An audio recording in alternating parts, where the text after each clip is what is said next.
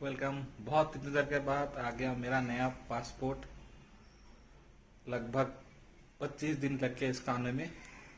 लगभग 25 दिन आ गया, आज आ गया। मैं अभी अनबॉक्सिंग करूंगा, जो पहले से क्या हुआ वो मैं दिखा रहा हूँ। मेरा नया पासपोर्ट आ गया।